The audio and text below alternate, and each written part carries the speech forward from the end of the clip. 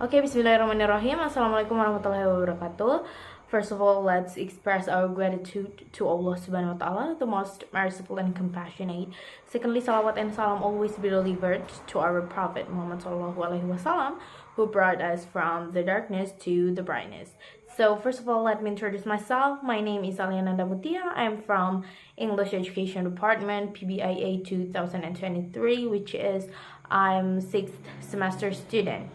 And the honorable person, our lecturer, Mr. Dr. Kaharudin SIPM Home, as a lecturer on Discourse Analysis course. Okay, so first question is the three perspectives of discourse analysis. First, the formal perspective. This focuses on the structural side and how sentences are strung together to form a cohesive text, and it's about linguistic mechanics that make a sequence of words a unified whole. And then the second is the functional perspective. This shifts the focus from what language is to what language does. It views discourse as a social instrument used to perform specific functions like requesting, promising, and etc. within a context. And then the third one is the social perspective. Looks at language as a social practice, examine how discourse shapes social identity, power dynamics, and cultural norms. Second question is, who should learn discourse analysis and why? So while discourse analysis sounds like a niche academic subject, it is essential for language learners, teachers, and also researchers. First, for learners, they need to move beyond textbook English. So it helps them understand how native speakers actually use language in real life, preventing them from sounding like robots. And then for teachers, to teach a language effectively, one must understand how meaning is negotiated. And then teachers need discourse analysis to design, of course, materials that reflect authentic communication rather than just isolated grammar rules. And then for professionals or researchers, anyone with heavy fields like law, politics, or media, it unveils the hidden meaning of ideologies behind what people say. And then the third, what should students do in learning discourse analysis? So, learning discourse analysis isn't about memorizing definitions. It's an active process of detective work. So, students should first analyze authentic text. Instead of looking at made-up examples, students should dive into real-world conversations, new articles, or speeches. Second, contextualize. They must always ask, who is speaking? To whom? Where? And for what purpose? Third is observe, cohesion and coherence. So students practice identifying the glue that holds a text together, looking for both linguistic links or cohesion and the logical flow or ideas or coherence. So what are the advantages of learning discourse analysis? What would students achieve? So, the ultimate goal of discourse analysis is to achieve communicative competence. By studying DA, students gain the ability to, first, decode subtext. They learn to read between the lines and understand sarcasm, irony, or politeness strategies.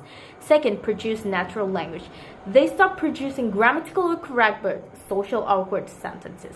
Third is critical thinking. Students become critical consumers of information capable of spotting manipulation or bias in media or public discourse.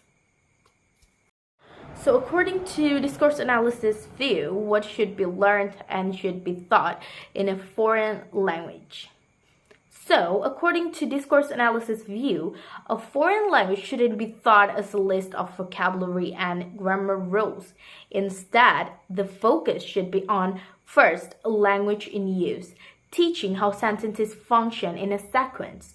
Second is social linguistics, rules, learning the unwritten rules of a culture, when to be formal, how to interrupt politely, or how to end a conversation.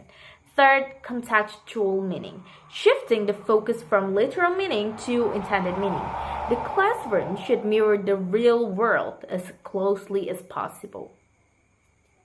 The sixth, in more specific case, what are the advantages of learning discourse analysis according pragmatic perspective?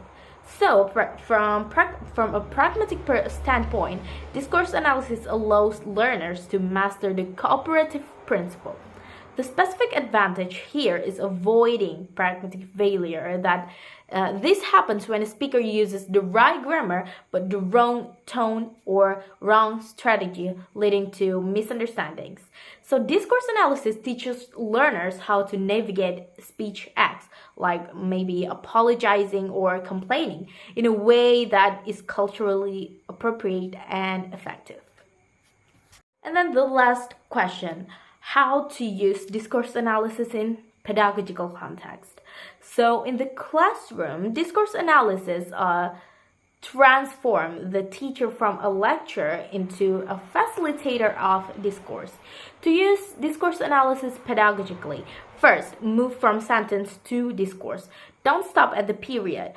Ask student how the next sentence relates to the first.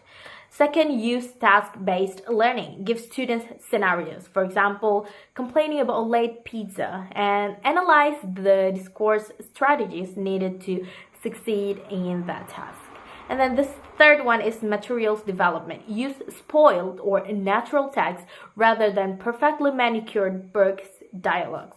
This exposes students to the messy, repetitive, and beautiful reality of human speech.